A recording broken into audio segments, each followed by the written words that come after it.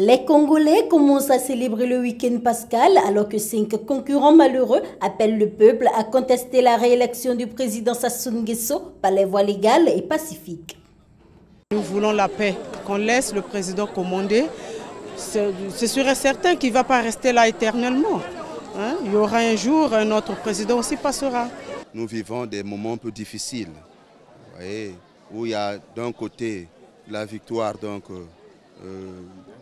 camp et de l'autre la contestation de l'opposition.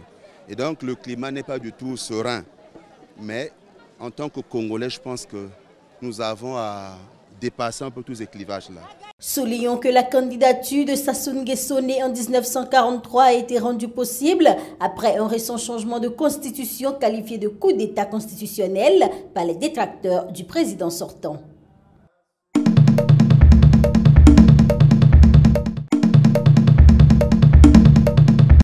À première vue, cela ressemble à un sac plastique ordinaire, mais il est fabriqué à partir de manioc et ne contient pas de polyéthylène.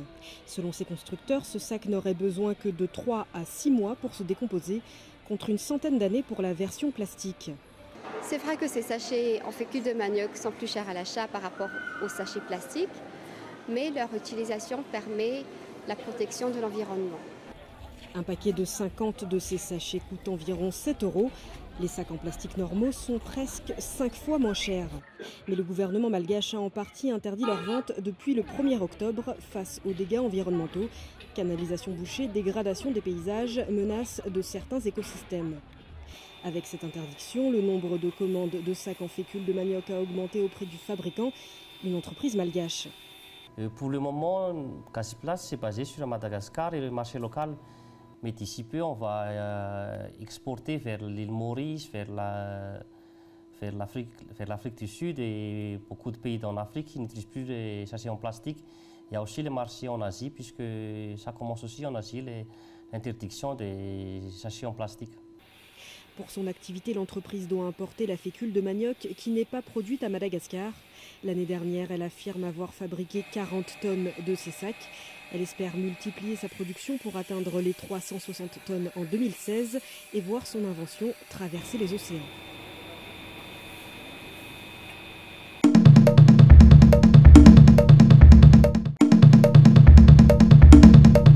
Des plages comme en Côte d'Ivoire dimanche, des hôtels, des terrasses de café comme à Paris en novembre face à la multiplication des cibles potentielles d'attentats djihadistes.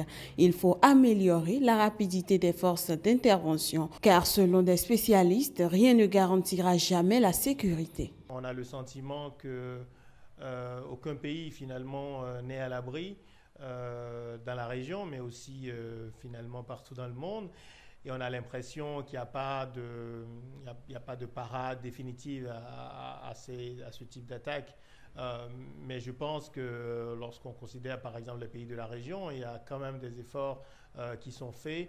Et peut-être que l'attaque de Bassam a montré par exemple une réactivité intéressante des forces ivoiriennes puisqu'elles sont intervenues assez rapidement et qu'on aurait pu avoir beaucoup plus de morts. L'objectif du terrorisme, c'est plutôt des cibles détournées. Ce ne sont pas ceux qui sont tués dans les attaques, mais c'est tout le reste de la population et toute la région qui se met à dire chaque fois à qui le tour. Et c'est vraiment ça qui, d'une certaine manière, pour eux, est un succès. Gilles Yabi nous renseigne un peu sur l'objectif du terrorisme. Le Sénégal et la Côte d'Ivoire, c'est d'abord en raison effectivement de ce côté international, beaucoup d'organisations, une présence française forte, une présence militaire également qui est significative. L'existence des confréries permet de limiter ou en tout cas de contrer cette tendance. Mais cela ne veut pas dire à nouveau que cela réduit totalement la capacité des idéologues avec des discours tout à fait nouveaux de recruter localement. Empêcher les attaques djihadistes est donc une mission impossible. Selon des experts, il faudra fixer ces djihadistes le plus vite possible pour arrêter le massacre. Car les récentes opérations menées en Europe ou en Afrique montrent que les agresseurs, souvent très jeunes, déterminés à tuer le plus de civils possible et à ne pas survivre à leurs opérations, ne sont pas forcément en mesure de résister efficacement aux forces de l'ordre une fois qu'elles interviennent.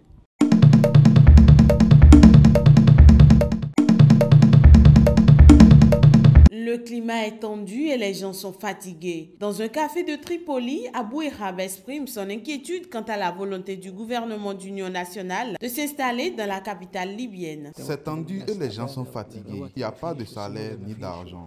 Le fait d'avoir 3 gouvernements différents provoque de graves problèmes.